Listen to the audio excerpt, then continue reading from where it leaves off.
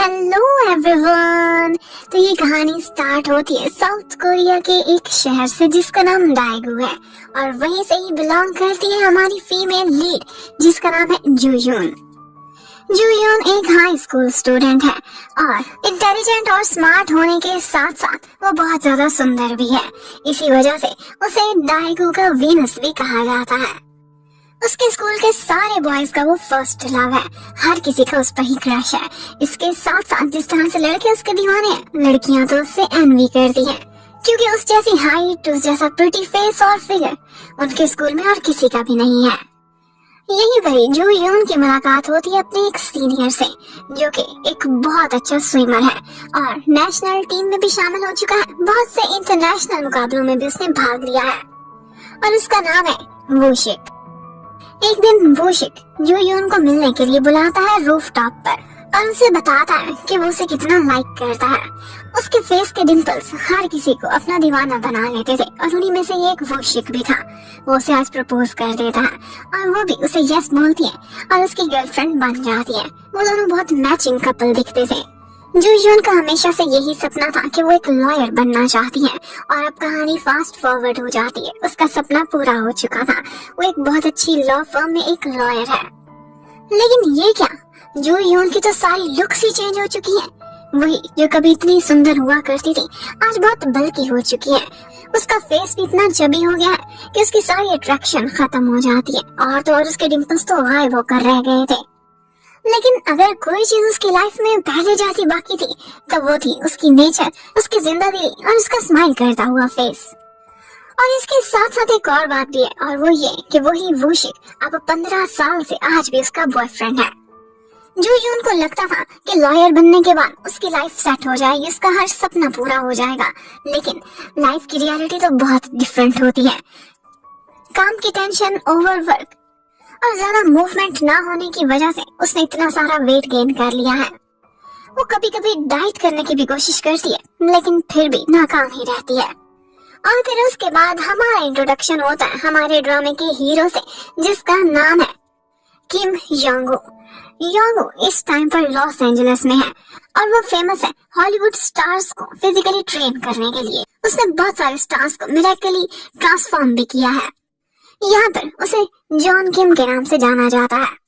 लेकिन आजकल उसके सितारे थोड़ी गर्दिश में है और उसकी वजह यह है कि उसका एक सुपरस्टार एना सू के साथ स्कैंडल बाहर आया है। एना सू अक्सर ड्रग्स में भी इन्वॉल्व सुनाई देती थी और इसके साथ साथ उसका अपने फिजिकल ट्रेनर जॉन किम के साथ अफेयर है। यही बातें हर तरफ घूम रही थी, कैमरास और पब्लिसिटी से छुपा कर रखा था। इवन के आज तक मीडिया पर किसी को उसका फेस भी नहीं पता। उसे हर कोई फेसलेस जॉन किम कहा करता था।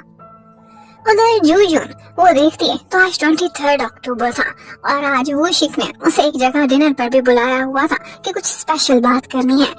उसे तो यही लगता था कि वो मुझे बुलाकर प्रपोज करने वाला है और वो शर्माती शर्माती डिनर करने उसके साथ पहुंच जाती है। और उसके बाद वो एक बहुत अच्छा सा डिनर ऑर्डर करता है जिसमें सारी उसकी फेवरेट चीजें थी। वो उसे वापस ड्रॉप करता है। उससे पहले उसने उसे फ्लावर्स भी दिए थे और इतने में वो एक रिंग बॉक्स उसके सामने करता है। लेकिन ये क्या, उसमें कोई प्रपोजल रिंग नहीं थी बल्कि वही रिंग थी जो उन्होंने कपल के तौर पर पहनी थी। वो उसे वापस लौटा रहा था।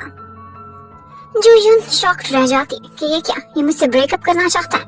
और फिर उसे बहुत सारी बातें भी सुनाती है कि इतना अच्छा ट्रीट करने की क्या जरूरत थी अगर तुमने मुझसे ब्रेकअप ही करना था तो। क्यों मुझे डिनर कराया, क्यों मेरे फेवरेट खाने की लाए फ्लावर्स दिए।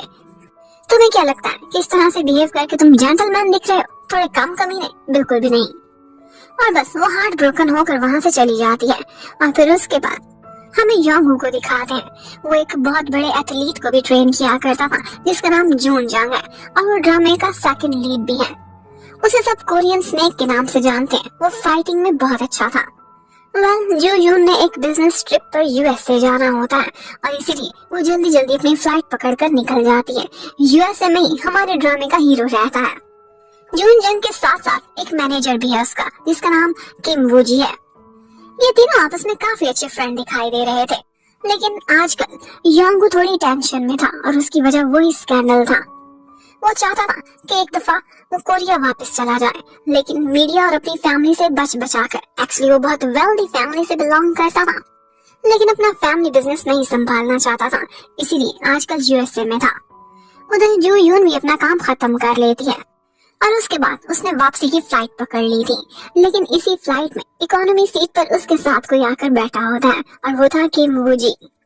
एक्चुअली एक प्रेग्नेंट लेडी की वजह से जून जंग ने उसे एक प्रेग्नेंट लेडी को देखकर जून जंग ने उसे फर्स्ट क्लास में बिठा दिया था और उसकी सीट पर इकोनॉमी क्लास में अपने मैनेजर को भेज दिया था।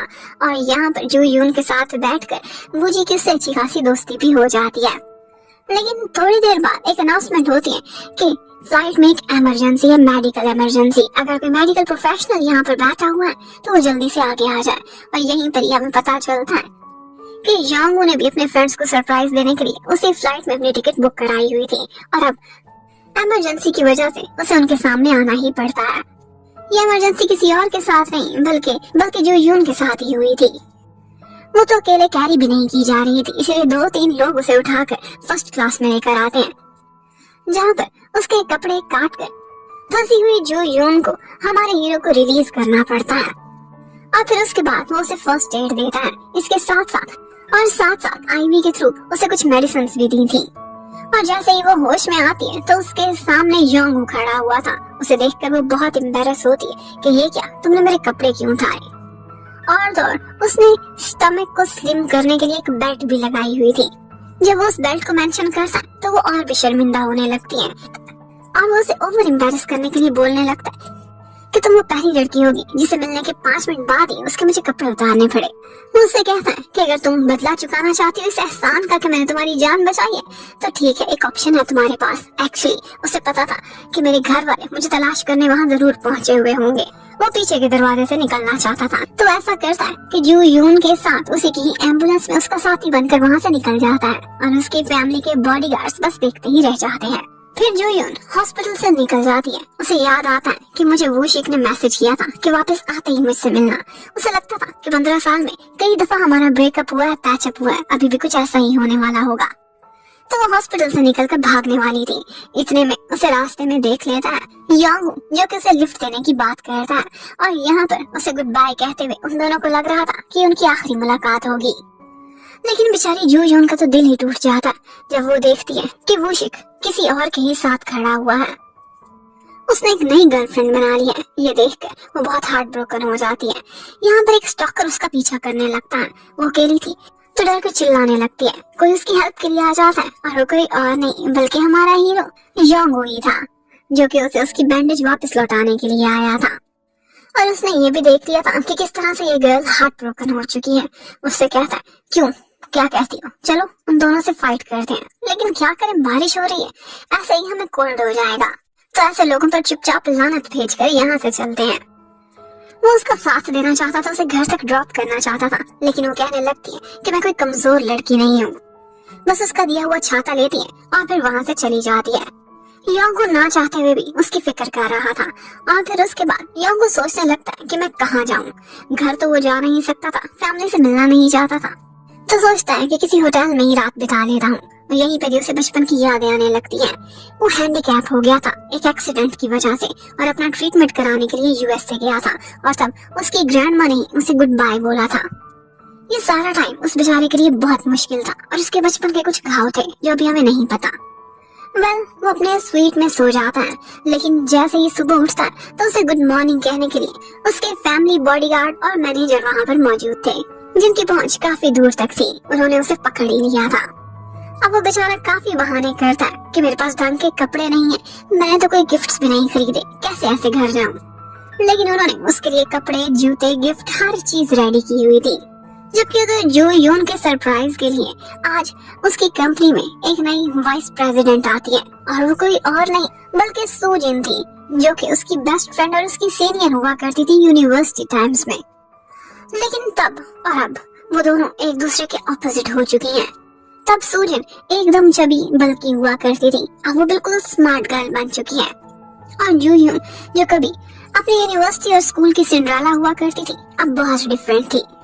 यहाँ पर सूजिन उसे काफी सारी बातें लगाती है, ऑल्दो जू यून तो उसे अपना अभी भी फ्रेंड ही मानती थी, लेकिन वो डायरेक्टली इनडायरेक्टली उसके फिगर और उसके सपनों पर बहुत सारी बातें लगाकर वहाँ से निकल जाती है। जबकि योंगू उसे बॉडीगार्ड एक जगह पर पहुंचा देते हैं, लेकिन यहाँ पर उसकी ग्रैंड माँ नहीं थी। ग्रैंड माँ से मिलने के बहाने उन्होंने उसे एक ब्लाइंड डेट पर भेज दिया था। अब जैसे तैसे उसे ब्लाइंड डेट तो काटनी ही पड़ती है, लेकिन उसके बाद वो अपने बॉडीगार्ड्स के हत्थे नहीं चढ़ता, बल्कि जुनजंग और वूजी उसे वहाँ से बचाकर भगाकर ले जाते हैं। और फिर उसके बाद वो लोग फ्रेंड्स मिलकर काफी सारी शॉपिंग करते हैं। इतने में हमें पता चलता है कि जू यून का फोन उसके हैंडबैग के अंदर योंगू की गाड़ी में ही रह गया था। तो वो खुद को फोन करके उससे बात करती है, जो कि उसे एक जगह पर मिलने के लिए बुला लेता है। 8 बजे डिनर के लिए वो उससे मिलने के लिए जाएगी और वहीं पर ही फोन वापस होगा। साथ ही साथ वो उसे तंग करने के लिए ये भी कहता है कि तुम्हारी स्लिमिंग बेल्ट का मुझसे नुकसान हो गया था, अगर कहो तो मैं तुम्हारे लिए एक नई खरीद दूं कंपनसेशन के तौर पर, क्योंकि मैं अभी शॉपिंग पर ही आया हुआ हूँ। और जू यून तो बस यही सोच रही थी कि मेरी लाइफ कितनी मिजरेबल है, इसे देखकर मुझे एम्बैरेसमेंट होती है और मुझे बार बार इसका सामना क्यों करना पड़ रहा है। जबकि योंगू को फिर से मैनेजर मिन मिलता है, जो कि उसे बताता है कि एना सू के साथ आपके स्कैंडल की वजह से ग्रैंडमा काफी नाराज है और आपसे मिलना भी नहीं चाहती। उन्होंने मुझे कहा है कि स्कैंडल को थोड़े दिनों के लिए दबाओ और उसके बाद शायद उनका मूड अच्छा हो तो आपसे मुलाकात कर लें। उसी टाइम पर हमें ग्रैंड माँ को दिखाते हैं। वो एक बहुत बड़ी कंपनी की चेयरमैन थी और यहाँ पर वो अनाउंसमेंट करती है कि बहुत ही जल्द मेरा ग्रैंडसन कोरिया वापस आ रहा है और उसके बाद मैं उसे कंपनी का डायरेक्टर बना दूंगी। लेकिन ये सुनने के बाद बहुत से लोगों के हाथ पैर फूल जाते हैं, जिनकी नजर लगी हुई थी डायरेक्टर की सीट पर, और उनमें से एक नामचेन भी था। और नामचेन के अंडर ही वूशिक इस वक्त जॉब कर रहा था। वो लोग यही सोचने लगते हैं कि योंगू जब आएगा तो हमारी जगह तो खराब ही कर देगा, लेकिन साथ ही साथ किसी को भी नहीं पता था कि योंगू कैसा दिखता है और उसकी स्किल्स कैसी हैं। वूशिक को ये टास्क भी मिल जाता है कि योंगू कौन है, जल्द से जल्द उसका पता निकाले। उधर जूयुन टाइम पर होटल पहुंच गई थी और योंगू का वेट कर रही थी, लेकिन यहीं पर ही बेचारी के साथ कुछ बुरा हो जाता है। उसका आमना सामना होता है और पता चलता है कि वूशिक इस वक्त सूजिन के साथ है। उसकी बेस्टी अब उसके एक्स बॉयफ्रेंड की गर्लफ्रेंड बन चुकी थी। ये देखकर वो शॉक्ड रह जाती और फिर एक ग्लास डोर से टकराकर वो नीचे ही गिर गई थी। उसका एक जूता भी उतर गया था और वो एक तमाशा बनकर रह गई थी। उनके सामने वो इस तरह से एम्बैरेस नहीं होना चाहती थी। सोचने लगती कि कोई तो आए और मेरी हेल्प करे, और यहाँ पर योंगू उसकी हेल्प करने के लिए पहुंच चुका था, जो बहुत प्यार से उसे शू पहनाता है और उसके बाद उसे सहारा देकर खड़ा भी करता है। लेकिन उसने वार्निंग दे दी थी, तुम इसके करीब नहीं आओगे, क्योंकि ये लड़की ऐसा चाहती नहीं है। और फिर उसके साथ ही वो बहुत प्यार से उसके फेस से बाल हटाता है, उसे अपना हाथ देता है और फिर एक कपल की तरह उनको जलाता हुआ वहाँ से निकल जाता है। अब वो उसे ऊपर लेकर आ गया था, जहाँ पर उसका अपना स्वीट था। बेचारी जूजुन बहुत एम्बैरेस दिखाई दे रही थी। वो कहने लगता है कि तुम्हें काफी पेन हो रही होगी। वो तो अपने दिल की, अपनी फीलिंग्स के पेन की बात कर रही थी, लेकिन वो कहने लगता है पगली, मैं तुम्हारे कंधे की बात कर रहा हूँ, शोल्डर पे काफी पेन हुई है तुम्हें, ये डिसलोकेट हो चुका है, ये मैं फिक्स कर सकता हूँ, लेकिन बस कुछ ऐसी आवाजें ना निकालना कि बाहर वालों को कुछ और ही समझ आए। और फिर बस कुछ ऐसा ही होता है। जो भी बाहर से गुजर रहा था उनकी आवाजें सुनकर बस दौड़ ही लगा देता था। अब योंगू उसकी हेल्प करता है और फिर उसका सामान भी उसे वापस कर देता है। उसका थैंक्स बोलती है कि तुम बार बार मुझ पर बहुत सारे एहसान किए जा रहे हो। जब वो नीचे आती है तो वूशिक उसका वेट कर रहा था। वो उसके सामने पानी, जूस, कॉफी सब रखता है कि जो चाहो मुझ पर फेंक सकती हो, लेकिन वो कहती है मैं मैनर्स में बैठी हूँ तो इसकी यही वजह है कि मैं एक एजुकेटेड और इंटेलिजेंट गर्ल हूँ। तुम कमीने तो थे ही, लेकिन इतने गिरे हुए होगे ये मैंने सोचा भी नहीं था।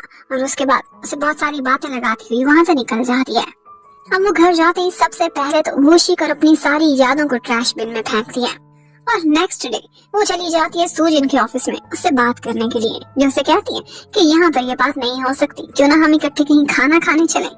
सूजिन अपने किए पर जरा भी शर्मिंदा दिखाई नहीं दे रही थी, बल्कि उसे जब भी मौका मिलता था वो जूयून को उसके ओवरवेट का ताना ही दे बैठती थी। और इसके साथ ही हमें पता चलता है कि एक्चुअली सूजिन हमेशा से ही जूयून से बहुत जेलस होती थी। वो तो उसे अपना बेस्ट फ्रेंड मानती थी, लेकिन सूजिन ने अपने दिल में उसके लिए नफरत पाली हुई थी, क्योंकि जिस भी बॉय पर उसका क्रश होता था वही बॉय अपना दिल जूयून पर हार बैठता था, और इसी वजह से वो उससे दिल ही दिल में नफरत पालने लगी थी। अब जूयून जैसे ही घर वापस आती है तो उसे एयरपोर्ट की तरफ से एक पार्सल मिलता है। उसका कुछ सामान था जो कि एम्बुलेंस में रह गया था। वहाँ पर वूजी का एक कोट भी था और उसके साथ साथ एक कार्ड भी था जिस पर जॉन किम का नाम लिखा हुआ था। और ये देखते ही वो हैरान रह जाती है। इसका मतलब है कि किम वूजी जॉन किम है। क्योंकि उसका सरनेम भी किम था और इसके साथ साथ उसने ये बताया था कि वो जून जंग का फिजिकल ट्रेनर है। तो अब जो यून के हाथ तो जॉन किम का एक बहुत बड़ा राज लग चुका था। ऑल्दो ये उसकी मिसअंडरस्टैंडिंग थी, लेकिन फिर भी उसे लगता था कि मेरी किस्मत खुल गई है और इसी राज के थ्रू वो किम वूजी को ब्लैकमेल करेगी और उसे मजबूर कर देगी कि वो उसका फिजिकल ट्रेनर बने। और जिस तरह से उसने इतनी बड़ी बड़ी हॉलीवुड स्टार्स की जिंदगी बदल दी है, तो वो उसके साथ भी ऐसा ही करेगा। वो पहुंच जाती है और उसे उसका कार्ड दिखाकर कहती है कि क्या कहते हो, मीडिया को बता दो कि तुम ही जॉन किम हो। अब वो लोग ऐसा करते हैं कि उसका मुंह बंद करके उसे अंदर ले आते हैं। अब तीनों बॉयज हैरान थे कि लड़की कितनी कॉन्फिडेंट हो रही है और वो भी एक गलत इन्फॉर्मेशन को लेकर। और फिर उसके बाद वो लोग अंदर मीटिंग करने चले जाते हैं। उसे लगता है कि मैंने बहुत प्रेशर डाल दिया है और लगता है कि रोब बहुत अच्छे से डला है, ये लोग मान ही जाएंगे। जबकि अंदर बॉयज ने यही फैसला किया था कि कोई बात नहीं, बात तो इसे गलत ही पता है। यूं करते हैं कि वूजी को ही जॉन किम बना देते हैं और इसकी 2-4 दिन ट्रेनिंग करेंगे और उसके बाद ये थक हार के भाग जाएगी। फाइटर्स वाली ट्रेनिंग हम करेंगे, इसके बस की बात ही नहीं। हमारा राज भी राज रहेगा और ये भी अपनी मिसअंडरस्टैंडिंग लेकर खुश होकर फिरती रहेगी। अब फिर फाइनली तीनों बॉयज बाहर आते हैं और उससे कहते हैं कि हमें एक्सेप्ट है, जॉन किम तुम्हारी ट्रेनिंग करेगा और हम तीनों मिलकर तुम्हारी लाइफ को चेंज करके रख देंगे, तुम ट्रांसफॉर्म होने वाली हो। वो बहुत खुश होती है और घर जाकर सबसे पहले अपना आखिरी जंक फूड का डिनर करती है, क्योंकि उसके बाद तो वो डाइटिंग और एक्सरसाइज बहुत कुछ करने वाली है। और फिर उसके बाद नेक्स्ट डे योंगू आज अपने डैड से मिलने के लिए जा रहा था और जाते जाते उसे बचपन के बहुत सारे ख्यालात आने लगते हैं। उसका अपने डैड से रिलेशनशिप कभी भी अच्छा नहीं था, उनके बीच रिश्ता बहुत कड़वा था और वो इतने सालों बाद अपने डैड से मिलने के लिए जा रहा था, लेकिन उसे खुशी फील नहीं हो रही थी और डैड भी उसे खड़े होकर गले भी नहीं लगाते। और फिर उसके बाद वो दोनों एक दूसरे से कुछ बातें करते हैं बिजनेस से रिलेटेड और इन दी एंड वो ये कहता हुआ चला जाता है कि सॉरी, नेक्स्ट टाइम मैं आपसे मिलने के लिए अपॉइंटमेंट लेकर आऊंगा। और फिर इन दी एंड वो मैनेजर मिन से कहने लगता है कि ग्रैंडमा से कहना कि मैं उनको बहुत मिस करता हूँ, प्लीज मेरी कॉल्स उठा लिया करें। और फिर शाम का टाइम हो जाता है। जो यून जिम में आ चुकी थी अपना पहले दिन वर्कआउट स्टार्ट करने के लिए और वो वूजी को बहुत रिस्पेक्ट दे रही थी। जॉन किम सर बार बार कहे जा रही थी और अगर कोई और उसके पोस्टर को करेक्ट कराने की कोशिश करता था तो किसी की भी नहीं सुनती थी, स्पेशली योंगू की तो बिल्कुल भी नहीं। उससे कहती थी कि तुम साइड पर रहो, मैं सिर्फ सर जॉन की ही बात सुनूंगी। वो बेचारी पहले दिन इतना ज्यादा वर्कआउट करती है कि इन दी एंड उससे तो हिला जुला भी नहीं जा रहा था, लेकिन अपने आप को ट्रांसफॉर्म करने के चक्कर में वो सारा कुछ बर्दाश्त कर दिए। नेक्स्ट मॉर्निंग वही बॉयज फिर से सुबह सुबह पहुंच जाते हैं उसकी मॉर्निंग में जॉगिंग कराने के लिए।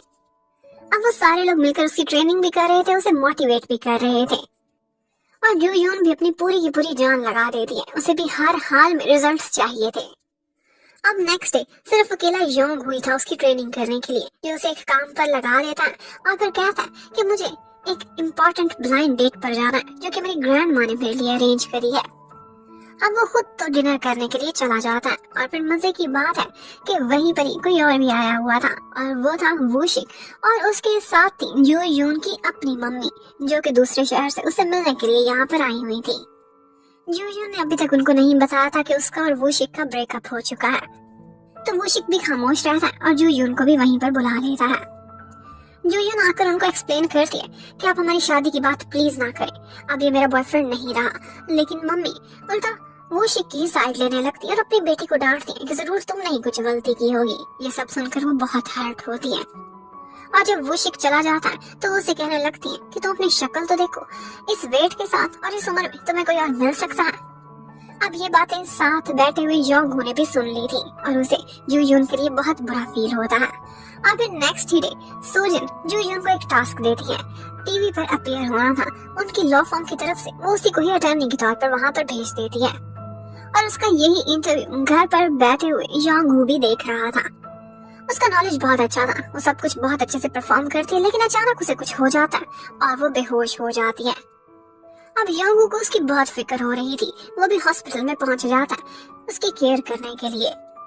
लेकिन इसके साथ साथ सोजिन को एक और बात भी पता चलती है कि कोई और भी उसे देखने के लिए जा रहा है और वो कोई और नहीं बल्कि वूशिक है। उसने जू यून से ब्रेकअप तो कर लिया था, लेकिन उसे आज भी उसकी परवाह होती थी।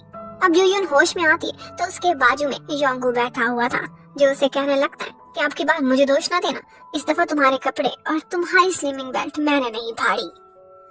और फिर उसके बाद वो उसे घर तक ड्रॉप भी करने के लिए आता है। यूयन को लगता था कि इसके मुझ पर एहसान बढ़ते ही चले जा रहे हैं, लेकिन वो आज उससे पूछता है कि तुम वेट क्यों घटाना चाहती हो। और फिर जैसे ही वो गाड़ी से उतरती है तो वो उससे कहता है कि अगर तुम ये करना ही चाहती हो तो ढंग से करो ना। और उसे बता देता है कि जॉन किम कोई और नहीं बल्कि मैं ही हूँ। और इसके साथ साथ हमें ये पता चलता है कि जब वो हॉस्पिटल पहुंची थी तो उसके कुछ टेस्ट हुए थे, जिसके थ्रू पता चला था कि उसे थायराइड का इशू है। और इन हार्मोन्स इम्बैलेंस की वजह से वो ढंग से अपना वेट नहीं घटा रही थी और उसका वजन इतना बढ़ता जा रहा था। वो उसे कहता है कि तुम्हारी जो ट्रेनिंग चल रही थी वो फाइटर्स वाली थी, इस तरह से तुम्हारा वजन नहीं घटेगा। अगर तुम मुझ पर भरोसा करती हो तो तुम्हारे थायराइड का ट्रीटमेंट भी हो जाएगा और इसके साथ साथ तुम वापस पहले जैसी हो सकती हो।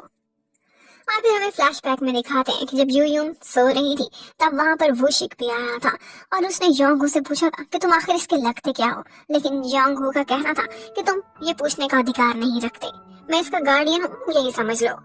और जब जब इसकी सुरक्षा की जरूरत पड़ेगी मैं वहाँ मौजूद हूँगा। ये सब कुछ सूजिन ने भी देख लिया था, जो कि यूयून की बॉस थी और उसे वहाँ मिलने के लिए आई थी। लेकिन वूशिक ने उससे ये सारा कुछ छुपा लिया था। वो ये नहीं दिखाना चाहता था कि वो आज भी यूयून की केयर करता है। अब नेक्स्ट डे ऑफिस में जैसे ही यूयून जाती है तो उसे पता चलता है कि उसका तो मजाक ही बन गया है। वो जिस तरह से बेहोश हुई थी तो एक मोटी सी लड़की के गिरने की वीडियो पर मीम्स बनने लगी थी। वो सबके लिए एक लाफ्टर चैलेंज बन चुकी थी। इसी वजह से उसे खुद की बहुत इंसल्ट फील होती है। और फिर आज उसे सॉरी करने के लिए कोई आता है और वो उसे जॉन जंग और वूजी जो उसे कहते हैं कि हमने तुमसे कुछ राज छुपाया था और वो यही था कि जॉन किम कौन है। अब तुम हमें माफ कर लो और हमसे वापस दोस्ती कर लो। और वो भी खुले दिल से थोड़ी देर बाद ही उनको माफ कर देती है। अब वो 1-on-1 एक मीटिंग करने के लिए जाती है योंगहू से, जो उसे कहता है कि अगर तुम खुद में कोई तब्दीली चाहती हो तो आज से तुम अपनी बॉडी मेरे हवाले कर दो। तुम्हारे साथ जो भी करना है, जैसा भी बिहेव करना है, जैसी भी ट्रेनिंग करनी है, क्या खाना है, क्या पीना है, ये सब मैं करूंगा। और हाँ, तुम मुझे सिर्फ और सिर्फ कोच सर बुलाया करोगी। वो उसके साथ एक एग्रीमेंट, एक कॉन्ट्रैक्ट करना चाहती थी, लेकिन वो सब वो फाड़ देता है और बोलता है कि सिर्फ और सिर्फ मेरे रूल्स चलेंगे। जबकि उधर वूशिक ने फाइनली अपने लिंक्स के थ्रू किम योंगहू का पता चला लिया था और वो ये देखकर हैरान रह जाता है कि ये कोई और नहीं बल्कि वही लड़का है जो कि हमेशा यूयून के इर्द गिर्द पाया जाता है। वो सरप्राइज था कि ये सब क्या चल रहा है। अब नेक्स्ट डे से योंगहू यूयून को अपने साथ लेकर जाता है और उससे कहता है कि पहले तुम्हारी बॉडी का कंप्लीट एनालिसिस किया जाएगा और फिर उसके बाद पता चलेगा तुम्हारी किस तरह से ट्रेनिंग स्टार्ट करनी है। ये सब देखकर वो काफी शर्माती है कि ये लोग मेरी बॉडी का कंप्लीट एक्सरे करने वाले हैं। कहाँ कहाँ कितनी फैट है, किस तरह की शेप है, ये सारा कुछ अब योंगहू से कुछ भी राज नहीं रहने वाला था। और फिर उसके बाद हमें नेक्स्ट सीन में दिखाते हैं ग्रैंड माँ के साथ आज डिनर करने के लिए कुछ लोग आए हुए थे और उनमें से एक योंगहू का स्टेप ब्रदर भी था। उसके डैड की दूसरी शादी में से उनका एक बेटा था और नामचोर उसी का ही अंकल लगता है। एक्चुअली उनकी कंपनी में क्या हो रहा है, क्या होगा, कैसे होगा, इस सब पर सिर्फ और सिर्फ ग्रैंड माँ का ही कंट्रोल है। एक्चुअली ये योंगहू की नानी लगती है और अगर हम ब्लड रिलेशनशिप से देखें तो योंगहू का छोटा भाई उसकी कंपनी पर डायरेक्टली कोई भी अधिकार नहीं रखने वाला, क्योंकि वो सिर्फ और सिर्फ ग्रैंडमा के दामाद का बेटा है, यानी कि योंगहू का कोई भी मुकाबला नहीं होने वाला। दूसरी तरफ हमें ये भी दिखाया जा कि तीनों बॉयज अगली सुबह पहुंच जाते हैं और यूयून के घर की तलाशी लेना स्टार्ट कर देते हैं, बिल्कुल कस्टम के कुत्तों की तरह से। एक एक चीज को वो लोग खाली करते हैं, उसका किचन, उसका वॉशरूम, उसकी कपबोर्ड, हर चीज की उन्होंने तलाशी ले ली थी और उसमें इतनी सारी जंक फूड थी जो कि उसके लिए जहर थी, उसकी थायराइड की बीमारी के होते हुए। वो कहते हैं कि तभी तो डाइट करते हुए तुम्हारा कभी भी वजन नहीं घटा था। वो सिर्फ और सिर्फ उसकी फ्रिज में हेल्दी फूड सप्लाईज रख देते हैं और उसकी मेडिकेशन की पाबंदी करने का उसे ऑर्डर मिल जाता है। लेकिन यहाँ पर एक चीज योंगहू ने नोटिस की थी और वो ये थी कि उसे 2 दफा यूयून को बैंडेज लगाई थी और वो दोनों बैंडेजेस उसने अभी भी संभाल कर रखी हुई थी।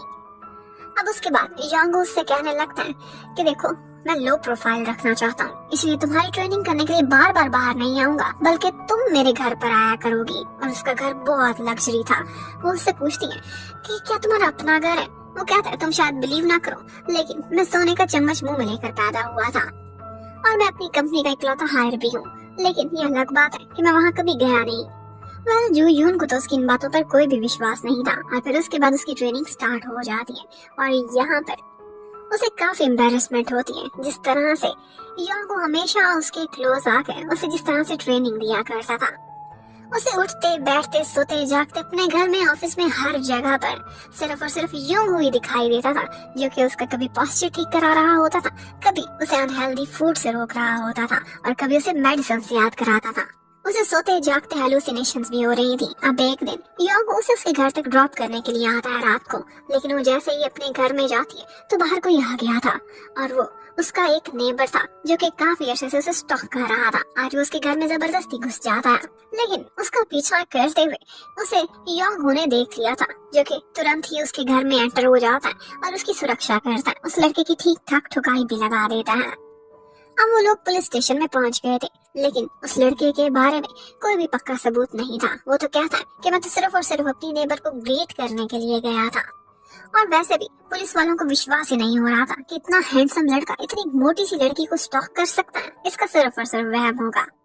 बाहर आकर योंगू उससे पूछता है कि देखो तुम अटर्नी हो, फिर भी तुमने अपने हक के लिए कुछ नहीं बोला। वो कहने लगती है कि इसे कितनी सजा मिलती। उसे सजा सुना देती है और कहती है कि हमारा लॉ मुझे इस तरह से प्रोटेक्ट नहीं करता जैसे करना चाहिए। अब वो उससे कहता है कि तुम्हारा अपने घर तो ठहरना ठीक नहीं है, वहाँ का लॉक टूट गया था। तो वो बोलती है कि मैं अपनी बेस्ट फ्रेंड ह्योन के घर जा रही हूँ और फिर एक जगह रुकवाती है। कहती है कि बस यहीं पर ही पीछे उसका घर है, लेकिन एक्चुअली वो एक होटल में जा रही थी और वो भी एक सस्ते वाले मोटेल में। पर इस बात का अंदाजा योंगू को था। वो भी आकर उसे रंगे हाथों पकड़ लेता है और कहता है कि ऐसी जगहों पर अकेली लड़की का आना ठीक नहीं है, मुझे ही साथ ले लेती। अब वो काफी शर्मिंदा होती है और कहती है कि मेरी फ्रेंड के घर पर उसकी मम्मी आई हुई थी और अपने घर मेरा जाने को मन नहीं कर रहा, वही स्टॉकर मेरे घर के सामने रहता है। तो वो कहने लगता है कि ठीक है फिर मेरा स्वीट तो है ना, और उसे अपने साथ अपने घर ही लेकर आ जाता है। उसने उसे एक ब्लैंकेट और पिलो दे दिया था। वो कहने लगती है कि तुम क्या करोगे। तो वो कहता है तुम्हें क्या लगता है मैंने इतना तुम्हें उठा कर दे दिया होगा, इतनी भी तुम स्पेशल नहीं। लेकिन एक्चुअली उसने उसे अपना ही बिस्तर उठा कर दे दिया था। अब नेक्स्ट मॉर्निंग ज्यादा वर्कआउट की वजह से बेचारी के पैर ही अकड़े हुए थे और तीनों बॉयज मिलकर उसके पैर सीधे करते हैं और फिर उसके बाद वो लोग मिलकर नाश्ता करने लगते हैं। यहाँ पर जूयून उनको अपनी पुरानी फोटो भी दिखाती है कि जब वो स्मार्ट हुआ करती थी और कोई भी उस पर विश्वास नहीं कर रहा था कि ये तुम ही हो। और फिर योंगू एक ट्रिप के लिए चला जाता है और कहता है कि मैं कुछ दिन नहीं आ पाऊंगा। एक्चुअली उसने कल जब फाइट की थी तो उसके घुटने की चोट ताजा हो गई थी। वही एक्सीडेंट जो बचपन में उसके साथ हुआ था, उसकी चोट लगता है कि फिर से डिस्टर्ब हो गई है। तो वो दूसरे शहर अपना ट्रीटमेंट कराने के लिए जा रहा था, जबकि उधर हमें वूशिक को दिखाते हैं। वूशिक को भी उसी एक्सीडेंट के बारे में पता चल गया था और वो जाता है और उसी लड़के की जाकर ठुकाई लगाने लगता है और कहता है कि आगे तुम हिम्मत ना करना कि जूयून के करीब आओगे। उधर सूजिन अलग डिप्रेशन में थी। वूशिक उसने छीन तो लिया था जूयून से, लेकिन उसके दिल तक उसने इतनी रसाई हासिल नहीं की थी जितनी कि जूयून को थी। इसी सारी ट्रेनिंग के बीच हमें दिखाते हैं कि जूयून बहुत अच्छे से अब अपना वेट लॉस कर रही थी। उसने एक दफा 5 kg लॉस किया था और उसके थोड़े अरसे बाद जब उसे दोबारा वेट किया था तो उसने 4 kg और भी डिक्रीज कर लिया था। अब नेक्स्ट डे योंगू उसे अपने साथ एक और ट्रेनिंग के लिए लेकर जाता है और वो थी सेल्फ डिफेंस की ट्रेनिंग। वो उसे कहने लगता है कि देखो जैसे स्टॉकर ने तुम पर हमला किया था तुम्हें खुद की सुरक्षा करनी आनी चाहिए, और वो उसे अपनी ट्रेनिंग देने लगता है। लेकिन इसी ट्रेनिंग के बीच उन दोनों की एक एक्सीडेंटल किस भी हो जाती है। वो ट्रेनिंग करते हुए अक्सर उसके बहुत क्लोज आ जाता था। जूयून को तो बहुत एम्बेरसमेंट होती थी, लेकिन योंगू बहुत कॉन्फिडेंट था और हमेशा उससे कह दिया करता था कि देखो तुमने अपनी बॉडी मेरे हवाले की हुई है तो इस बात पर कायम रहो।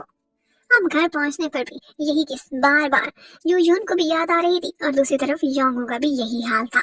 अब अपने फाइनल एनालिसिस कराने के लिए एक दफा मैनेजर मिन के साथ योंगू चला जाता है और वो काफी दिन के लिए अब आउट ऑफ स्टेशन ही रहेगा। जूयून को ये लगता था कि शायद वो यूएस से चला गया है और अपनी गर्लफ्रेंड एना सू से मिलने के लिए गया होगा, जिसके साथ उसका स्कैंडल लगा हुआ था। वो हमेशा उसे वीडियो कॉल करता था और उसकी ट्रेनिंग पर पूरी नजर रखता था। उसे कहता था कि ट्रेनिंग के हर स्टेप की तुम मुझे वीडियोस भी बनाकर भेजोगी। वो अपने काम में बहुत प्रोफेशनल और स्ट्रिक्ट था, तभी तो फिजिकल ट्रेनिंग में उसका नाम इतना ऊपर था। लेकिन ये बात उसने जूयून को नहीं बताई थी कि एक्चुअली वो अपने ट्रीटमेंट के लिए आया हुआ है। यहाँ पर डॉक्टर कहता है कि तुम्हारी नी की हीलिंग 99.99% हो चुकी है, लेकिन अभी भी तुम्हें पेन फील होती है। इसका मतलब है कि तुम्हारे साथ साइकोलॉजिकल इशू है। ये पेन रियल में नहीं है, सिर्फ तुम्हारे माइंड में है, और वो भी इस ट्रॉमा की वजह से जो बचपन में तुमने सहा था।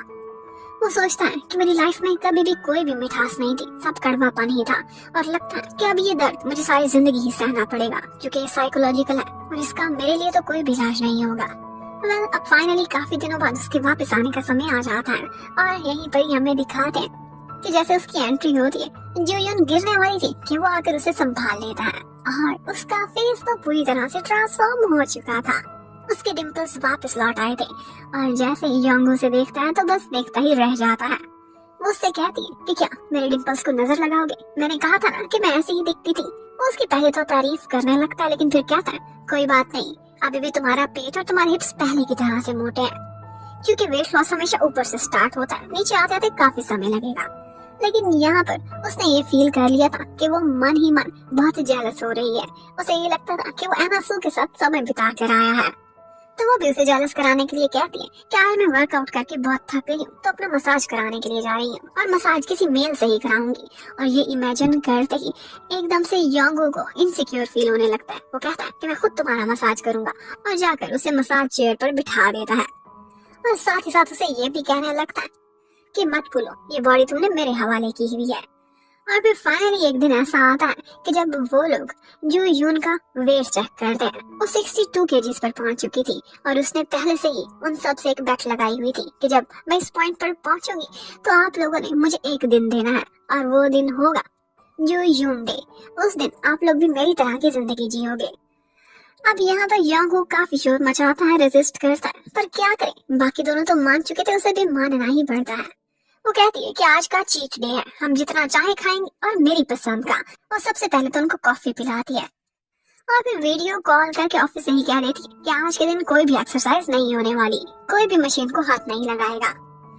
उनके साथ बैठकर एक रोमांटिक मूवी भी दिखाती है और फिर उसके बाद कहती है कि थोड़ी देर रेस्ट करोगे और बिना टाइम के सोगे। और डिनर करने के लिए उन्हें कहती है कि फुल रेडी होकर जहाँ पे मैं कहूँ उसी पॉइंट पर पहुँच जाना मेरी सेलिब्रेशन के लिए। और यहाँ पर वो लोग ना चाहते हुए भी पहुंच जाते हैं। वो बहुत सारा अनहेल्दी फूड ऑर्डर करती है और ऐसा फूड कई सालों से योंग ने तो खाया ही नहीं था, वो उसे जबरदस्ती खिला ही देती है। वो चाहती थी कि किसी ना किसी तरह से योंग लाइफ का रियल मजा तो एंजॉय करे। यहाँ पर वो लोग सेल्फी भी बनाते हैं जो कि काफी सुंदर आई थी। दूसरी तरफ हमें वूशिक को दिखाते हैं, उस पर उसी स्टॉकर ने केस कर दिया था कि इसने मुझ पर हाथ उठाया है और धमकी भी लगाई है।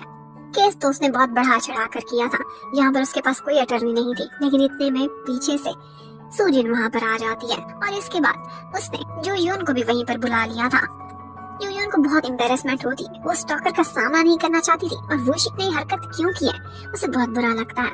और तो और वो लोग वहाँ पर विटनेस के तौर पर योंगू को भी बुला लेते हैं। अब तो यून की शक्ल देखने वाली थी। वो बाहर निकलकर वूशिक से कहती है कि आइंदा मेरी केयर करने की कोई जरूरत नहीं, जो अब तुम्हारी गर्लफ्रेंड है सिर्फ उसी का ही ख्याल रखो। एक्चुअली इस सब की वजह से सूजिन को बहुत बुरा लग रहा था, लेकिन वो क्या करती, वो जो कर सकती थी कर चुकी, लेकिन फिर भी वूशिक को नहीं जीत पा रही थी।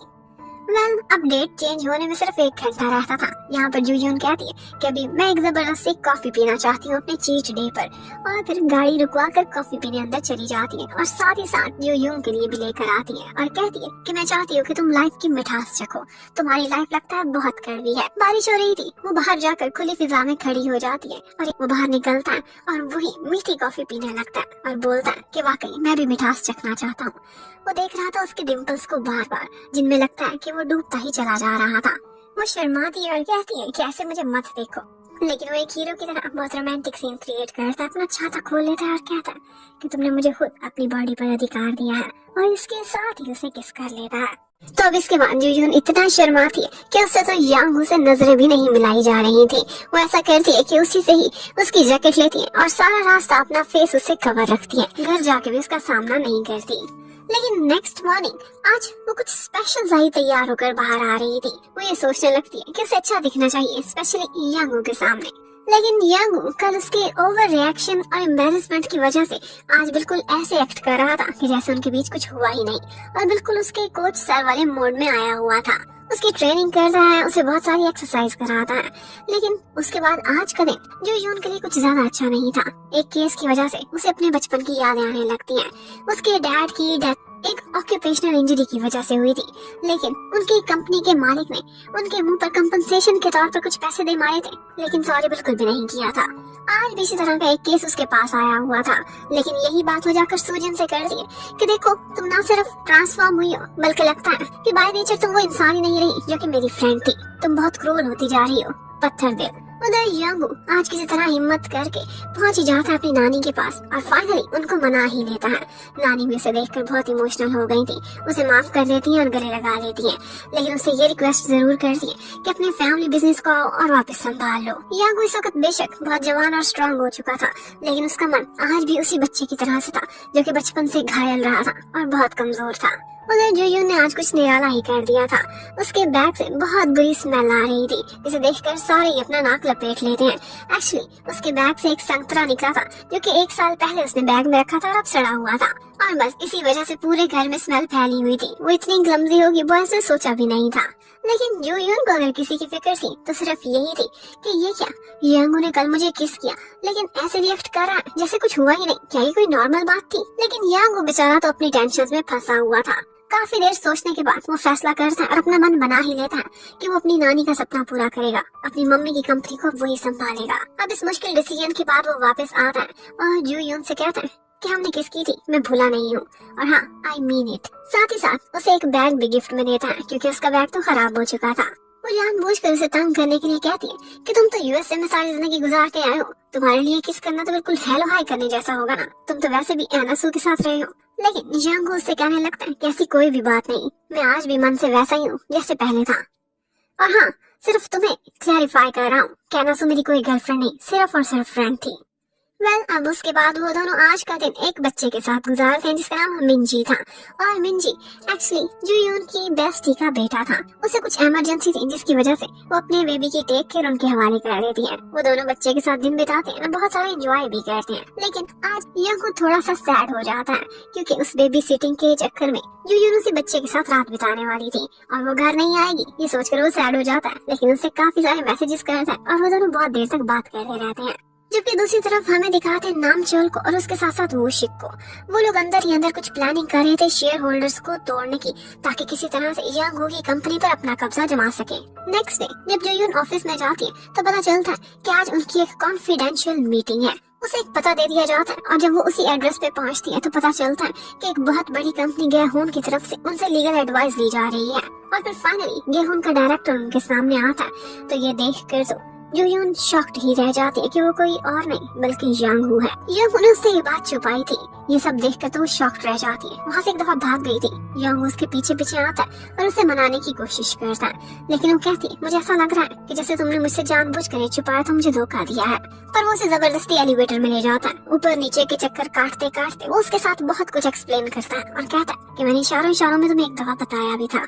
लेकिन जुयून तो बस इसी शौक में थी। उसे लगता था कि जैसे इन दोनों की दुनिया बिल्कुल डिफरेंट है और वो किसी भी तरह से उसके साथ मैच नहीं करती। पर इस सब की यांगू को कहाँ परवाह थी।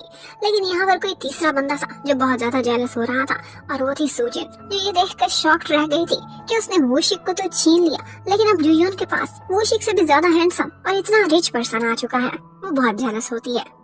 अब फाइनली मीटिंग ओवर होती है और उसके बाद जुयून से यांगू बात करना चाहता था, लेकिन वो उसे डालकर वहाँ से निकल जाती है। एक्चुअली आज उसने अपनी मम्मी से मिलने के लिए अपने होम टाउन जाना था। यांगू पहले तो घर आता है, उसका काफी देर वेट करता है, वो वापस नहीं आती। तो जून जंग को कॉल करता है तो उसे पता चलता है कि आज तो उसने डेगू जाना है, तो वो भी फैसला करता है कि वो भी डेगू ही जाएगा। एक्चुअली यांगू की फैमिली ने एक नया बिजनेस स्टार्ट किया था। उसकी मम्मा और उसके भाई ने मिलकर एक रेस्टोरेंट खोला था जिसकी ओपनिंग थी, और वहाँ पर बहुत सारा काम होता है जिसमें वो भी उनकी हेल्प कराती है। लेकिन उसके बाद वो जल्दी अपने घर पहुंच जाती है। बाकी लोग अभी घर नहीं आए थे। यहाँ पर वो अपनी मम्मी का बनाया हुआ डिनर करती है और उसके बाद बस यांगू को ही याद किए जा रही थी। उसे बहुत ज्यादा शौक लगा था। इसके साथ साथ पता नहीं कि उसके बारे में सोचते हुए उसकी आंखों में आंसू भी आ गए थे। वो सोचने लगती है कि ये क्या, मैं क्रेजी हो गई हूँ। इतने में उसे यांगू का मैसेज आ जाता है जो उससे कहता है कि मैं तुम्हारे डेगू पहुंच गया हूँ। डेगू की वेनस, क्या तुम बीच पर आ सकती हो? और ये सुनते ही वो बाहर की तरफ दौड़ लगा देती है। गाड़ी की चाबियां भी भूल गई थी तो टैक्सी पकड़कर निकल जाती है। और जैसे ही वहाँ पहुँचती है तो सामने यांगू खड़ा हुआ था। बहुत ज्यादा ठंड थी। वो उसे इशारा करता है तो वो रुक नहीं पाती और जाते ही उसे हग कर लेती है। वो दोनों एक दूसरे से सॉरी करते हैं ओवर रिएक्शन की वजह से। जुयून ने उससे कुछ ज्यादा ही डांट दिया था और फिर उसके बाद एक दूसरे का हाथ पकड़कर वहाँ से घर की तरफ जाने लगते हैं। यहाँ पर यंग उसे बताता है कि किस तरह से मेरा बचपन एक ट्रॉमा में गुजरा था। एक एक्सीडेंट हुआ था जिसके बाद मैं क्रिपल्ड हो गया, मेरी मम्मी की डेथ हो गई, लेकिन आज तक मैं उस चोट से निकल नहीं पाया। डॉक्टर्स कहते हैं कि मैं ठीक हूँ, लेकिन शायद लगता नहीं है। और अब नानी के जोर जबरदस्ती करने पर मुझे ये बिजनेस संभालना पड़ रहा है। और फिर उसके बाद उसे उसके घर तक ड्रॉप करता है, लेकिन वो ऊपर जाने से पहले वापस मुड़ती है और कहती है कि मम्मी आज बाई वाले घर पर ठहर रही हैं, अगर तुम चाहो तो मेरे साथ आकर लेट सकते हो, मैं तुम्हारा हाथ पकड़ कर सोना चाहती हूँ। और फिर नेक्स्ट सीन में वो दोनों एक ही बिस्तर में लेटे हुए थे। यहाँ पर यंग उसे काफी तंग करता है और कहता है कि तुमने अपनी बॉडी मेरे हवाले की थी, तब मुझसे डर कर कांप क्यों रही हो। लेकिन वो कहती है कि मैं बिल्कुल भी नर्वस नहीं और मुझे तुम पर भरोसा है।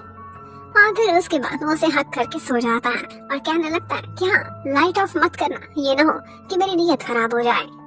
और बस इसी तरह से वो दोनों सो चुके थे। थोड़ी देर बाद यंग की आंख खुलती है और वो बहुत प्यार से सोए हुए जूयून को देखता है।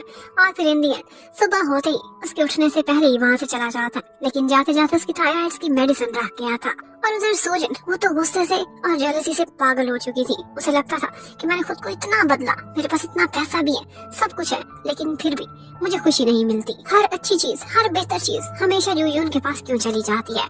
उसने उससे वूशिक को छीना था, लेकिन अभी भी उसके मन में सुकून नहीं आ रहा था। और उधर वूशिक को एक रिपोर्टर को के जरिए एक बात पता चलती है, और वो ये थी कि कहीं न कहीं यंग हू का लिंक है जॉन किम के साथ। और उसे शक पड़ने लगता है कि कहीं यंग हू जॉन की भी तो नहीं है, लेकिन इसके लिए उसे सबूत चाहिए थे और थोड़ी बहुत वो रिसर्च करने में लग जाता है।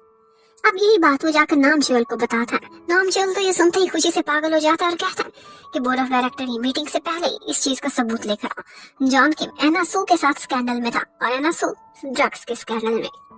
इसका मतलब है कि हम शेयर होल्डर्स को अपनी साइड पर कर सकते हैं। वेल, अब हमें घर पर दिखाते हैं। जूयून वापस आती है तो तीनों बॉयज बहुत खुश हो जाते हैं और उसका बॉयफ्रेंड उसे चोरी चोरी हक करने का इशारा भी करता है, लेकिन बाकी सबके होते हुए वैसे खुल्लम खुल्ला रोमांस तो कर नहीं सकते थे। वेल, अब शाम का टाइम हो गया था और साथ ही साथ उसके वर्कआउट के लिए उसका कोच उसे बुला लेता है। वो आज उससे छुट्टी मांगने के लिए उसकी बहुत मिन्नतें करती है और मक्खन लगाने की भी कोशिश करती है, पर वो बोलता है कि हमारी डेटिंग एक साइड पर, लेकिन इस वक्त तुम सिर्फ और सिर्फ मेरे एक क्लाइंट हो और मैं तुम्हारा कोच सर। वो उसे किसी कीमत पर माफ करने वाला नहीं था। वो उसका बहुत स्ट्रिक्ट वर्कआउट कराता है और बस बेचारी बहुत थक जाती है। और फिर फाइनली वो डे आता है जब यंग अपनी कंपनी में डायरेक्टर की सीट पर बैठने के लिए एंट्री करता है। सारे लोग उससे मिलते हैं और वो पहली दफा अपनी कंपनी के हायर के तौर पर वहाँ पर अपीयर हुआ था। यहाँ पर उसके डैड उससे मिलते हैं और कहते हैं कि जो डायरेक्टर की सीट तुम्हारी माँ की थी, अब मैं तुम्हारे हवाले कर रहा हूँ, अब मुझे सुकून आ जाएगा। लेकिन वो बिल्कुल रोबोट की तरह उससे बात कर रहे थे और उसकी हेल्थ के बारे में भी सिर्फ और सिर्फ उसे कांग्रेस करते हैं कि तुम ठीक हो गए, उससे हाल चाल नहीं पूछते। ये सब सुनने के बाद वो बेचारा बहुत ज्यादा ट्रॉमा में चला जाता है। मॉम की पहले डेथ हो गई थी और डैड वो हमेशा उससे खिंचे खिंचे रहते थे और उसकी पेन तो थी साइकोलॉजिकल, तो आज उस पर एक अटैक होता है जिसके बाद वो चल नहीं पाता और रींग रींग कर अपने कमरे की तरफ पहुंचता है। उसका अपना एक पूरा मेडिकल सेटअप था और वो वहाँ पर खुद को ट्रीट करने की कोशिश कर रहा था, पर बहुत पेन में था। उसी टाइम पर हमें जूयून को दिखाते हैं जो कि वापस आ रही थी और रास्ते में स्नोफॉल देखती है तो बहुत खुश हो जाती है और सोचती है कि यंग के साथ देखने वाला नजारा है। वो घर जाकर उसे बहुत बुलाती है, वो नहीं सुनता, कॉल करती है और फिर उसे बुलाते बुलाते उसके कमरे में पहुंच जाती है। इन दी एंड उसे तलाशते तलाशते वो उसके सीक्रेट रूम तक पहुंच गई थी। वहाँ पर वो अपनी डाउन टू अर्थ हालत में था। वो बहुत कमजोर और बहुत बेचारा दिखाई दे रहा था, अपनी पेन में रोता हुआ गिड़गिड़ाता हुआ। वो उससे करीब आना चाहती थी, पर वो नहीं चाहता था कि इस हालत में कोई भी उसे देखे। वो उसे खुद से दूर कर देता है और बस वो दरवाजे के बाहर से उसके तड़पने और रोने की आवाजें सुनती रहती है। यंगू को लगता था कि ये ऐसा मर्ज है जिसका कोई इलाज नहीं, क्योंकि डॉक्टर्स ने उसे क्लियर कर दिया और ये साइकोलॉजिकल पेन है। जूयून को बहुत बुरा लग रहा था कि वो सिर्फ उसे रोते हुए सुन सकती थी, उसकी कोई हेल्प। और फिर फाइनली जब यंगू की पेन रुक जाती है तो वो बाहर आता है, जूयून से मिलता है और फिर उसे अपनी सारी हकीकत दिखाता है। जूयून कहने लगती है कि इसका मतलब है जब मैं समझ रही थी कि तुम यूएस से गए हुए हो एना सू के साथ गुलछड़े उड़ाने, अय्याशी करने, तो तब तुम उस वक्त हॉस्पिटल में अपना ट्रीटमेंट ले रहे थे। ये सुनकर वो काफी दुखी होती है। अब वो उसे बोलता है, इसीलिए तो मैं कहा करता था कि जैसा दिखता है हमेशा ऐसा होता नहीं है। वो उसके लिए ज्यादा सैड होती, उससे पहले ही यंग उसे समझाने लगता है और कहता है कि देखो सबकी लाइफ में कहीं ना कहीं दर्द छुपा हुआ होता है, चाहे ऊपर से वो कितने ही खुश दिखाई दे, लेकिन अंदर से कहीं ना कहीं कोई ऐसा गाँव जरूर होता है जो हर वक्त तड़पाता रहता है। और वाकई सबकी लाइफ में उनके इर्द गिर्द भी ऐसा ही था। अब नेक्स्ट डे आ जाता है और फिर यहाँ पर जो यून कहने लगती है कि मैंने आप लोगों के साथ एक बेट लगाई थी और वो बेट ये थी कि अगर स्नोफॉल से पहले पहले उसने अपना वेट रिड्यूस किया तो वो लोग कैंपिंग के लिए जाएंगे। 5 कहीं तो रिड्यूस नहीं कर पाई थी, लेकिन फिर भी वो किसी ना किसी तरह से अब स्ट्रिक्ट से जॉन किम को मनाने में कामयाब हो ही जाती है, क्योंकि वो सिर्फ और सिर्फ अब उसकी एक ट्रेन ही नहीं थी बल्कि उसकी गर्लफ्रेंड भी तो बन चुकी थी और गर्लफ्रेंड के नाज नखरे तो उठाने ही पड़ते हैं।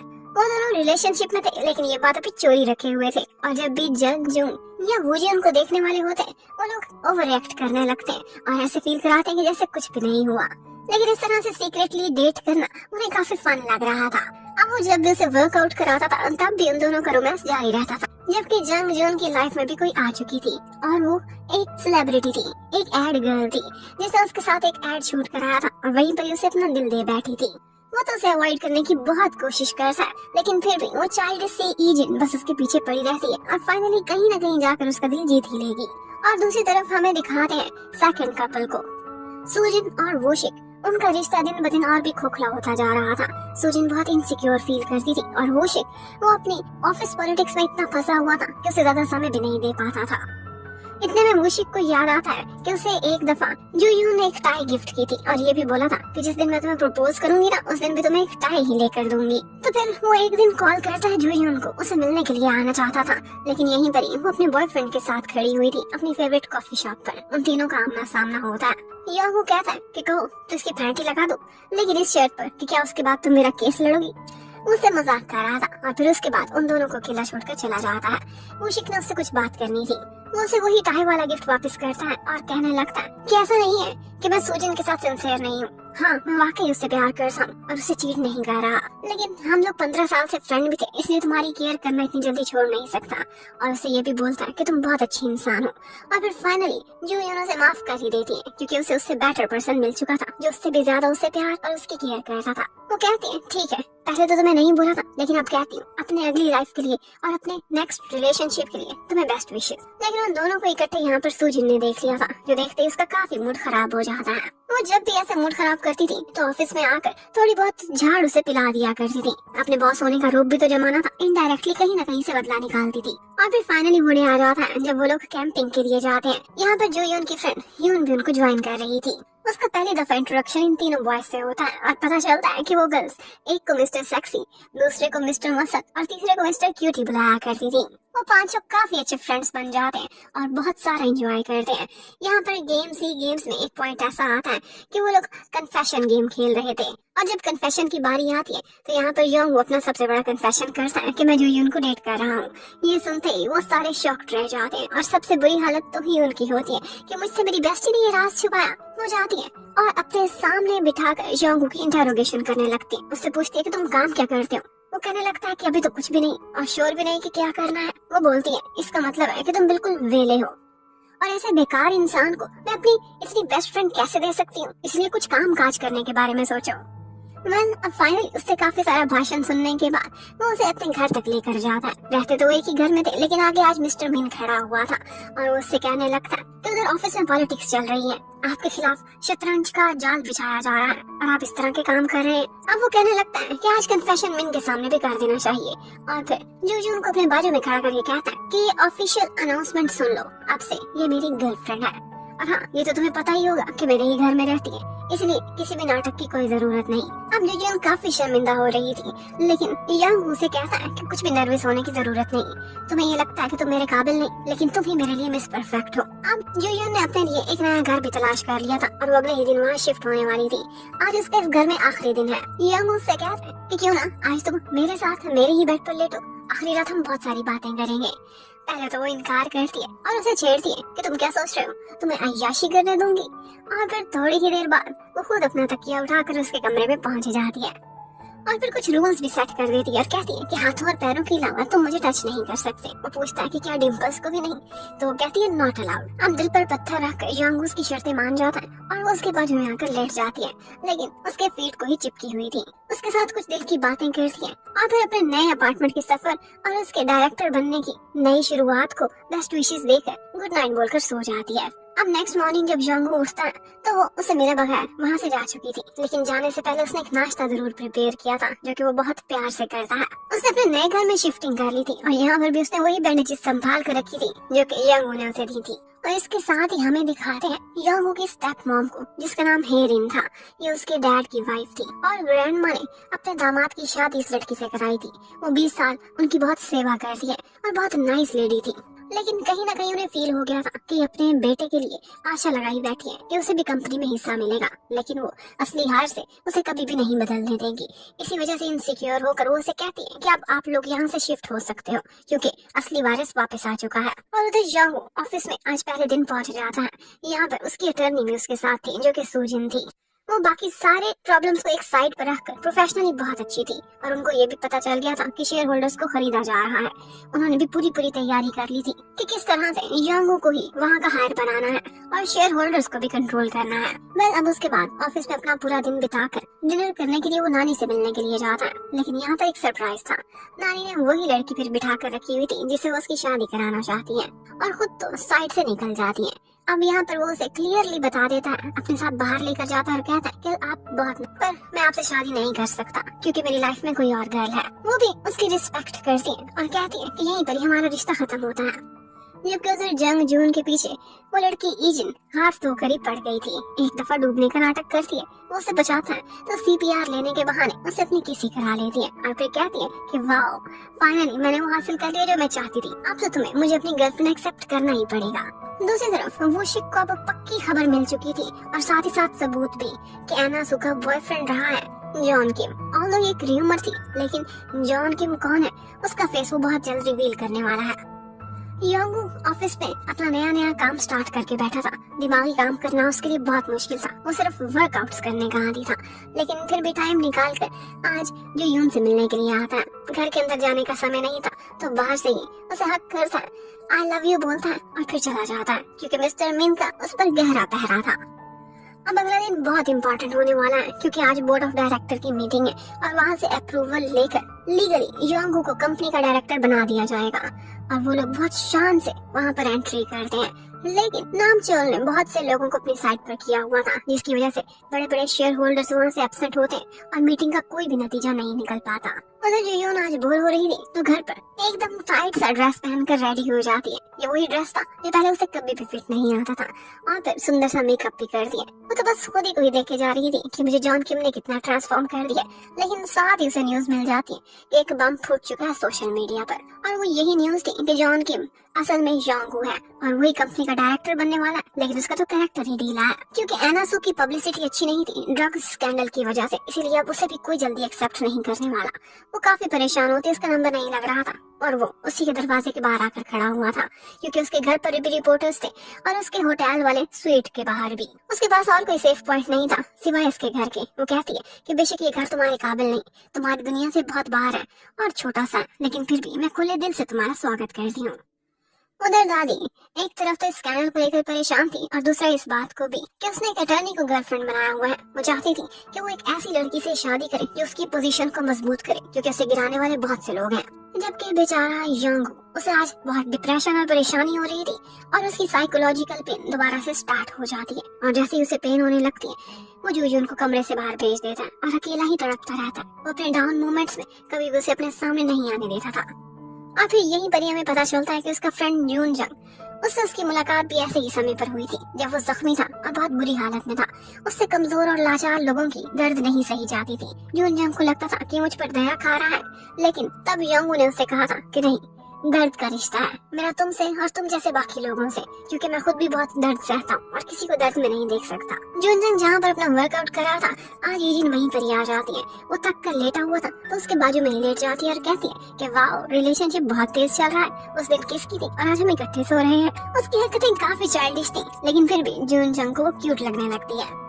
अब तीनों बॉयज यून के ही घर पर आ जाते हैं और उनकी आदत थी सुबह ही सुबह वर्कआउट करने की, लेकिन यहाँ पर तो कोई इक्विपमेंट भी नहीं थे उसके छोटे से घर में। तो वो कहती है कि आज मैं आप लोगों के कोरियन आंटीज वाली ट्रेनिंग कराती हूँ, और उन्हें अपने साथ पार्क और जंगल की तरफ ले जाती है। और जिस तरह से आंटीज एक्सरसाइज करती है वो भी उनकी बिल्कुल वैसे ही एक्सरसाइज कराती है, लेकिन उनका फेस कवर करके, ताकि उन्हें कोई पहचान ना सके। और इन सारी एक्सरसाइजेस की कोई लॉजिक नहीं थी, लेकिन फिर भी जॉन किम को ये सब करना अच्छा लग रहा था, क्योंकि उसके साथ उसकी गर्लफ्रेंड जो थी।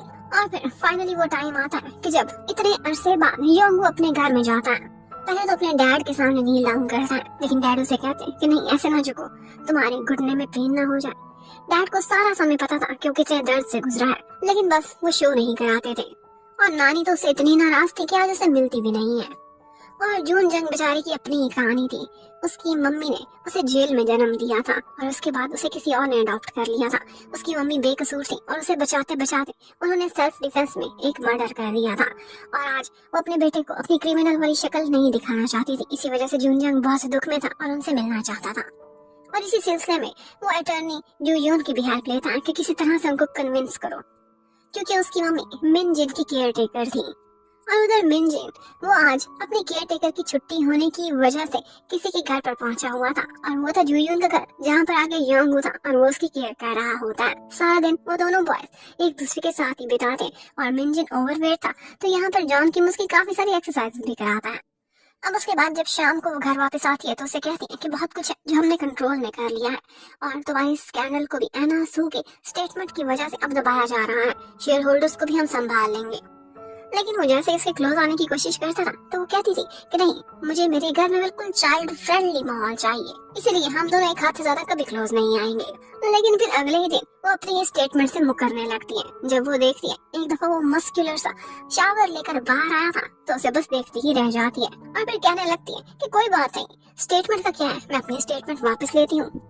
तुम तो यूएसए से आए हुए हो ना, बहुत ओपन माइंडेड होंगे।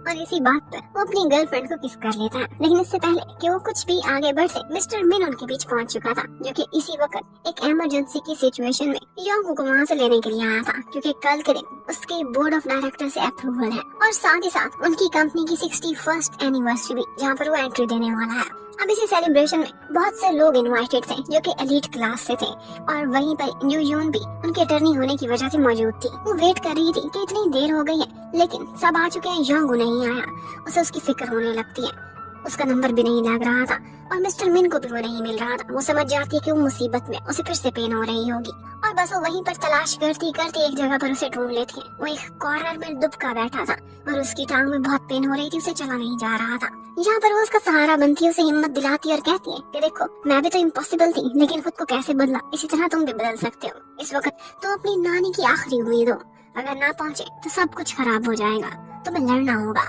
और फिर किसी न किसी तरह से वो उसे कन्विंस कर लेती है, और वो अपने पैरों पर खड़ा होकर उसी सेरेमनी में पहुंचता और अनाउंस करता है कि मैं गैहून कंपनी का न्यू डायरेक्टर। उसे इस तरह से हेल्दी और स्ट्रांग देखकर बहुत से लोग जो उसके साथ थे वो खुश थे, लेकिन उसके दुश्मन भी मौजूद थे जिनकी कमी नहीं थी। नामचोल को काफी गुस्सा आता है, और वो अपनी सिस्टर को कॉल करता है और कहता है कि मेरे भांजे यून की जगह अब बहुत हद तक खराब हो गई है, पता नहीं उसे क्या मिलता है और वो किस काबिल रहेगा। यून भी ये सुन लेता है, जो कि एक बच्चा था, और उसका माइंड उसकी मामू ने काफी खराब कर दिया था। वो बहुत निराश हो जाता है। जो यून यहाँ सारा दिन हील्स पहनी हुई थी, और वो योंगू को तलाश करते हुए बहुत दौड़ी भी थी, तो उसका पैर मुड़ जाता है।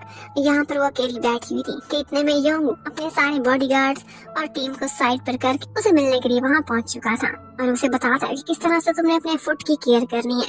और फिर जून जंग और वूजी के साथ उसे छोड़ खुद वहाँ से चला जाता है, क्योंकि उसे कुछ इम्पोर्टेंट काम थे। वो उसे उसके अपार्टमेंट तक छोड़ने के लिए आते हैं, लेकिन यहाँ पर उसके अपार्टमेंट में आज उसकी मम्मी आई हुई थी, बिना बताए पहुंची हुई थी। और इन दोनों बॉयज को देखकर वो हैरान होती है, लेकिन जब पता चलता है कि उसके एक्सरसाइज के पार्टनर्स हैं, तो काफी खुश होती है, और वो सारे मिलकर बहुत अच्छा सा खाना भी खाते, जो कि मम्मी ने अपने हाथ से बनाया था। और वहीं से एक डिश वो घर भी लेकर आ गए थे। और नेक्स्ट मॉर्निंग नाश्ते में जैसे ही योंगू वो डिश देखता है, बेशक वो अनहेल्दी थी, लेकिन फिर भी वूजी से चेंज करके खुद ही खाने लगता है, क्योंकि वो उसकी होने वाली सासू माँ ने जो बनाई थी। उधर योंगू अपना काम बहुत अच्छे से कर रहा था, और बेशक वो नया था, लेकिन इतना बेवकूफ नहीं था। उसने बहुत सारी गलतियां कंपनी में पकड़ी थी, जो कि उन्हें नुकसान दिलाने वाली थी, और नामचल को फायदा। नामचल को दिल पर पत्थर रखकर भी उसे एक्सेप्ट करना पड़ता है। और एक दिन यूयन बहुत रिलैक्स करके अपने ऑफिस में बैठी हुई थी कि इतने में ऊपर से योंगू पहुंच जाता है, इस तरह से उसे पकड़ लेता है, क्योंकि वो उसे झूठ बोल रही थी कि मैं बिल्कुल पोस्चर अच्छा रखे हुए हूँ। और फिर सारे ऑफिस के सामने उसे अपने साथ पकड़कर लंच पर भी लेकर जाता है। उसे लगा था कि आज वो बहुत अच्छी सी डेट मनाएगी, लेकिन वो उसे अपने साथ फिजिकल एग्जामिनेशन के लिए ले आया था और यहाँ पर उसके रिजल्ट्स आते हैं और पता चलता है कि उसके बॉडी फैट्स और पोस्चर में बहुत अच्छा बदलाव आया है और साथ ही साथ उसके ब्लड के रिजल्ट्स भी आ जाते हैं, जिसके थ्रू पता चलता है कि उसका थायराइड भी बहुत हद तक कंट्रोल हो चुका है और उसके पेट की फैट वो तो अब गायब भी हो चुकी थी। ये सुनकर वो बहुत खुश होती है और उसे चीट के तौर पर आज आइसक्रीम भी खाने देता है। जबकि उधर नानी आज हेरिन को बुलाकर उसका थैंक्स करती है और कहती है कि तुमने बहुत साल मेरी खिदमत की है, लेकिन तुम्हारा भाई बहुत खुदगर्ज था, इतना सेल्फिश निकला कि उसने हार बदलने की कोशिश की, ये मैंने सोचा भी नहीं था। और हाँ, अब तुम यहाँ से जा सकती हो। और कंपनसेशन में उसे बहुत सारा पैसा और अलाउंस भी देती है। और फिर फाइनली एक दिन आ गया था कि जब क्रिसमस ईव थी, उससे अगले दिन योंगू का बर्थडे है और ये लोग सारे इकट्ठे वो दिन सेलिब्रेट करते हैं, साथ में खाना खाते हैं, डांस करते हैं, एंजॉय करते हैं। और तो आज फाइनली जंग जून को उसकी मम्मी की कॉल आती है जो उसे मिलना चाहती थी। ये सुनते हुए बहुत एक्साइटेड हो जाता है और यंग उसकी खुशी देख सकता था। उससे कहता है कि मेरी BMW ले जाओ अपनी मम्मी को डिनर पर ले जाने के लिए। लेकिन उसी टाइम पर हेरिंग उसके ऊपर बहुत बुरा टाइम आ गया था। उसके बेटे यून ने खुद की जान लेने की कोशिश की थी क्योंकि उसे लगता था कि वही अपनी मॉम की लाइफ में एक मुसीबत बन चुका है और इसी वजह से वो अब नानी के घर से निकाली जा रही है। नामचोल को ये देखकर बहुत गुस्सा आता है और वो अपनी बहन से यही कहने लगता है कि जब तक योंगू जिंदा है तब तक यून का कुछ भी नहीं हो सकता, इसीलिए योंगू को रास्ते से हटाना ही होगा। लेकिन मिस्टर मिन ने उन पर नजर रखी हुई थी, वो ये सारा कुछ सुन लेता है और योंगू को इन्फॉर्म करता है। योंगू को फिक्र होने लगती है कि मेरी गाड़ी तो इस टाइम पर जंग जून लेकर गया हुआ है, उसे कोई नुकसान ना हो। वो भी गाड़ी भगाकर उसके पीछा करता है और साथ ही साथ हेरिन भी अपने भाई को रोकने के लिए उसके पीछे पीछे जा रही थी। और यहाँ पर हाईवे पर एक बहुत बड़ा एक्सीडेंट हो जाता है। जैसे ही नामचोर जंग जून वाली गाड़ी को नुकसान पहुँचाने वाला था तो योंगू उसे बचाने की कोशिश करता है और हेरिन योंगू को। अब इतना बड़ा मेजर एक्सीडेंट हो गया था कि जिसमें हेरिन भी बहुत घायल होती है और बेचारा योंगू उसकी तो हालत देखने वाली भी नहीं रही थी। वो उसे जैसे तैसे ब्लीडिंग में भरा हुआ हॉस्पिटल में पहुंचाते और उसकी सर्जरी स्टार्ट कर दी जाती है। उसकी जान को खतरा था, लेकिन जूयन को इस बारे में कुछ भी पता नहीं था। वो कांटेक्ट करने की कोशिश करती है लेकिन कोई भी उसकी कॉल नहीं उठा रहा था।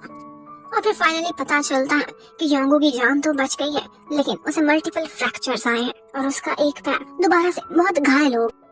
उधर जूयन आज जाती है और सूजन से बिल्कुल एक फ्रेंड की तरह मिलती है, बॉस की तरह नहीं, और उसे कहती है कि तुम्हें क्या प्रॉब्लम्स है, तुमने मुझसे वो शिक्षी ना सॉरी क्यों नहीं की, बोलो सॉरी। और उसे मारने भी लगती है और यहीं पर एक पॉइंट ऐसा आता है कि सूजन भी फट पड़ती है और सब सच उगल देती है। कहती है कि तुमने भी मेरे साथ यूनिवर्सिटी टाइम में बहुत बुरा किया था। उनके आपस के इतने गिले शिकवे थे और मिसअंडरस्टैंडिंग थी जो कि सूजन ने गलत समझ ली थी और इसी वजह से उनके बीच इतनी दीवारें आ गई थी। वो दोनों गर्ल्स एक दूसरे से सॉरी करती और उसके बाद फाइनली वो फिर से फ्रेंड्स बन चुकी थी। और जूयन वो जंग जून को जाकर पकड़ लेती है और कहती है कि जहाँ पर भी है मुझे अभी के अभी योंगू के पास लेकर जा, मुझे पता है कि वो तकलीफ में होगा, तड़प रहा होगा। वो उसे टालने की कोशिश करते हैं पर वो कहाँ मानने वाली थी। वो हॉस्पिटल पहुंच जाती है, उसके बॉडीगार्ड उसे रोक देते हैं क्योंकि योंगू का ऑर्डर था कि वो उसे नहीं देखना चाहता। और फिर वो बहुत रोती है, चिल्लाती है और इतने में योंगू उसे अपने फोन से मैसेज करता है और लिखता है 2 दफा टैप टैप। उसका टैप टैप कोड था। उसने उसे ट्रेनिंग में सिखाया था कि जब भी कोई टैप टैप करे तो उसे अकेला छोड़ देना चाहिए। हम वो उसके दरवाजे के बाहर जाकर कहती है कि मुझे पता है तुम मेरे सामने नहीं आना चाहते क्योंकि मुझे रोता हुआ और दुखी नहीं देख सकते, लेकिन मैं तुम्हारा वेट करूंगी, चाहे कितने ही साल बीत जाए, तुम किसी भी हालत में मेरे सामने आओ, तुम हमेशा मेरे मिस्टर सेक्सी ही रहोगे। और फिर वो उसके डिसीजन की रिस्पेक्ट करती हुई वहाँ से चली जाती है। नानी आ जाती है हेरिन के पास और कहती है कि तुम्हारे भाई ने बहुत बुरा किया, मैं नामचोल को कभी माफ नहीं करूंगी, लेकिन थैंक्स, तुमने मेरे योंगू की जान बचाने की कोशिश की। उधर सोजिन और वोशिक उनके बीच की कंफ्यूजन्स भी दूर हो गई थी और वो दोनों एक कपल बन जाते हैं। और फिर इस तरह से समय बीतता चला जाता है। 1 साल गुजर गया था और दूसरा साल आ गया था। अब फिर से क्रिसमस आने वाला है। जूयन की लाइफ बहुत अकेली पड़ गई थी। उसे जगह जगह योंगू दिखाई दे रहा था, उसके सामने अपने बाएं फैलाए हुए, लेकिन वो हमेशा उसके हेलुसिनेशंस ही होते थे। लेकिन एक दफा वो गुजरते गुजरते उसी हेलुसिनेशन से टकरा जाती है और पता चलता है कि असली का योंगू उसके सामने खड़ा हुआ है और वो बिल्कुल ठीक ठाक था, अपने पैरों पर खड़ा हुआ। और फिर इसके साथ ही हम एक फ्लैशबैक में ले जाते हैं। एक्चुअली ये सारा समय योंगू के लिए बहुत डिफिकल्ट था। उसे ऐसा लगता था कि उसका बचपन फिर से रिपीट हो रहा है। वही सफरिंग्स जो उसने पहले काटी थी अब वो दोबारा से काट रहा था। बचपन में भी उसका एक्सीडेंट नहीं बल्कि उसको एक रेयर डिजीज थी जिसकी वजह से उसका पैर सही से काम नहीं करता था। इस सारा समय जब उसका ट्रीटमेंट चल रहा था वो अपनी मम्मी को बहुत मिस करता था और इसके साथ साथ वो उनके लिए एक स्कार्फ भी निट करता रहता था अपना टाइम पास करने के लिए। लेकिन उसे ये नहीं पता था कि उसकी मम्मी तो गुजर चुकी थी। उसे शौक न लगे इसलिए उसकी फैमिली ने उससे ये सब सीक्रेट रखा था। जब वो अपने हॉस्पिटल रूम से बाहर आया था तो वो देखता है कि वहाँ पर एक बैंडेज लगी हुई थी उसके डोर के ऊपर। मिस्टर मिन बताते हैं कि जूयून तुम्हारे लिए छोड़ कर गई थी। वो वही बैंडेज उठा लेता है और अपने साथ ले जाता है। जूयून की निशानी समझकर उसे लगता है कि उसके लिए लकी होगी। अब वो अपना ट्रीटमेंट कराने के लिए यूएस से रवाना हो जाता है। उसी एयरपोर्ट पर वही कहानी फिर से रिपीट हो रही थी बरसों बाद। वो सारा समय बहुत मेहनत कर रहा था। वो एक फाइटर था, उसने पहले भी हार नहीं मानी थी, अब भी नहीं मान रहा था। उसे हर हाल में जूयून के पास वापस जाना था। और इसी बीच एक दफा उसे जून जंग भी मिलने के लिए आया था, जो कि चैंपियनशिप विन करके उससे कांग्रेस लेने के लिए आया था। अभी फाइनली वो दिन आ जाता है कि जब मिस्टर मिन उसे एयरपोर्ट पर रिसीव करने के लिए जाते हैं, वो भी उसे देखकर शॉक रह जाते हैं। वो दोबारा से अपने पैरों पर खड़ा होकर खुद चल कर आ रहा था।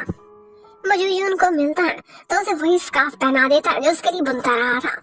अभी तो वो उसे मिलकर सरप्राइज थी कि इतने में उसे ऑफिस से कॉल्स आने लगती हैं। क्रिसमस की छुट्टी से पहले उस पर बहुत वर्कलोड था, उसे कुछ सबमिट कराना था, लेकिन वो उसे अपना हाथ पकड़े रखती है सारा टाइम। वो दोबारा से उसे खोना नहीं चाहती थी, उसे खुद से दूर होने नहीं देना चाहती थी।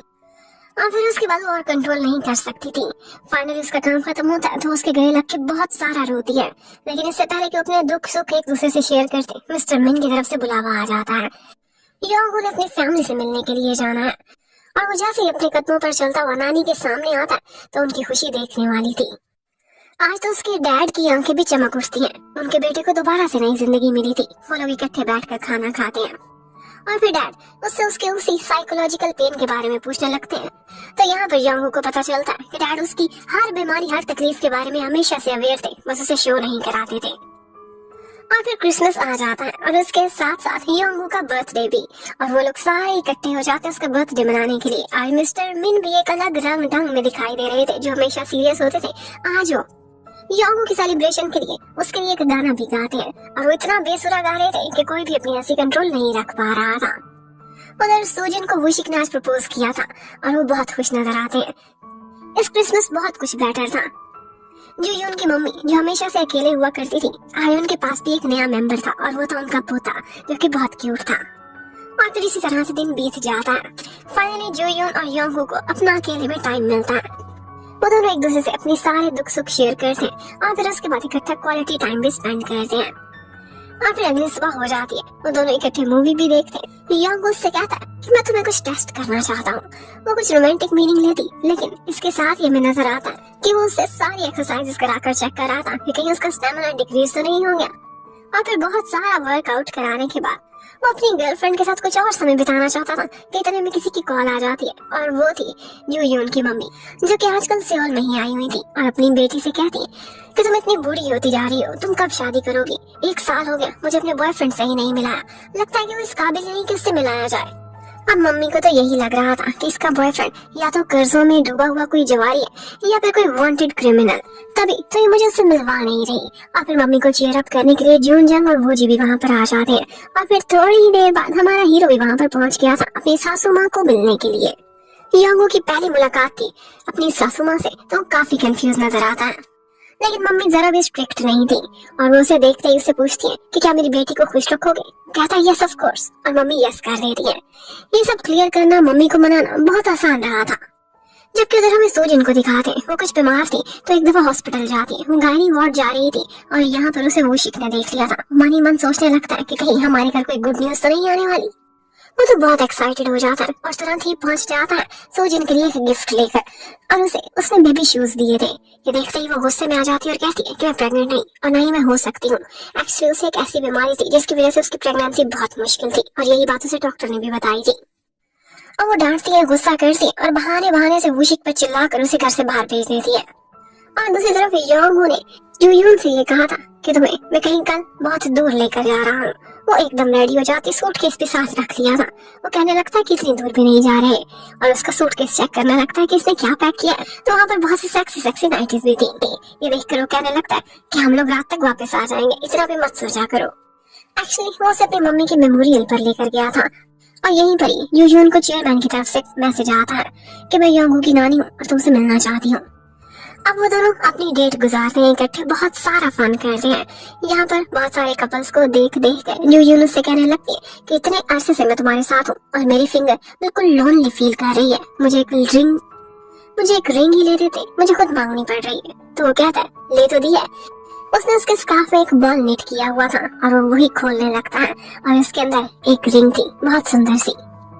उसके साथ ही वो उसे प्रपोज करता है और कहता है कि साथ जीने मरने का वादा तो नहीं कर सकता, लेकिन इतना जरूर कहूंगा कि जूयून, मैं तुम्हें कभी हर्ट नहीं होने दूंगा। और वो भी उसे यस बोल देती है। अब वो लोग सियोल वापस आ जाते हैं, लेकिन आज वो अपनी फ्रेंड हियोन के घर पर गई थी। पहले तो उसे अपनी रिंग शो ऑफ करती है और फिर उसके बाद उसे बताती है कि वो कितनी डिप्रेशन में। कल उसकी नानी से मुलाकात है और नानी कितनी बड़ी और कितनी पहुंची हुई लेडी है, इतनी बड़ी कंपनी की चेयरमैन है। उनसे मिलने का सोच कर वो तो कांपने लगती है। यहाँ पर हियोन उसकी ट्रेनिंग कराती है और फिर उसके बाद उसके लिए एक ड्रेस भी सिलेक्ट करती है जो कि थोड़ा पुराने स्टाइल का था। यून कहती है कि ये तो बहुत ओल्ड लग रहा है, लेकिन वो आगे से कहती है कि जितनी बूढ़ी मिस चेयरमैन है ना, उन्हें तो ये ड्रेस भी मॉडर्न लगेगा। और फिर फाइनली नेक्स्ट डे वो उनसे मुलाकात करने पहुंच जाती है। यहाँ पर नानी उसे देखने के बाद अपना बैग उठाती है, लेकिन वो तुरंत ही कह देती है कि अगर आप मेरे सामने कोई चेक रखना चाहती है या फिर मेरी बोली लगाना चाहती है, मेरा अपमान करना चाहती है, तो जो मर्जी कर ले, मैं योंगहो को नहीं छोड़ूंगी। उसने बहुत सारे ड्रामास देखे थे। तो नानी उसे कहने लगती है कि मैं बहुत बूढ़ी हो चुकी हूँ और इस उम्र में अक्सर मुझे नजला जुकाम रहता है, मैं तो अपना रुमाल निकाल रही थी। और फिर बोलती है कि तुम्हारे ड्रेस के अलावा मुझे तुम्हारी हर चीज पसंद आई है।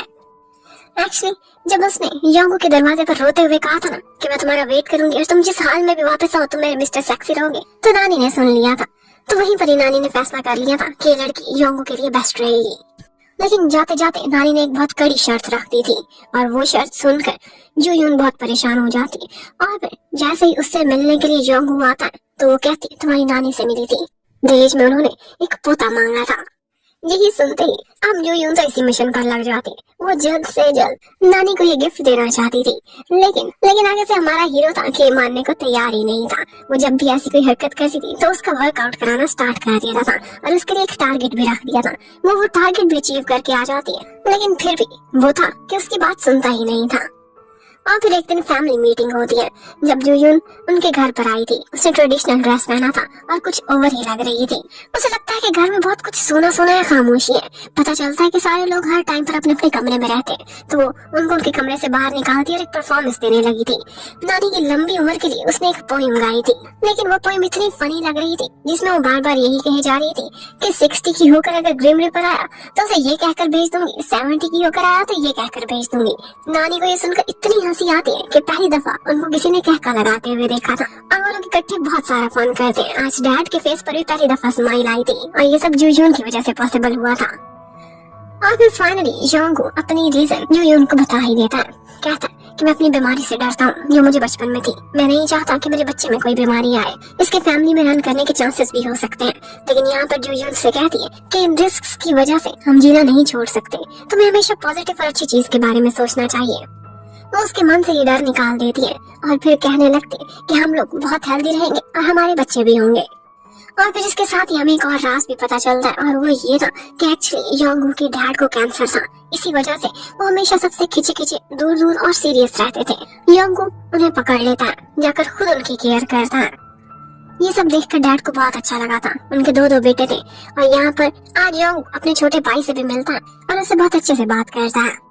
उधर वोशिक को भी डॉक्टर की तरफ सारी कहानी पता चल गई थी। वो सूर्यन के पास आता है और कहता है कि तुम ये सब सोचना बंद कर, तुम्हारी बीमारी लाइलाज नहीं है और हम उसका ट्रीटमेंट कराएंगे। और इसके साथ ही उसे कहता है कि हम बहुत जल्दी शादी भी कर लेंगे। और फिर हमारे मेन कपल का एक स्पेशल डे आ जाता है।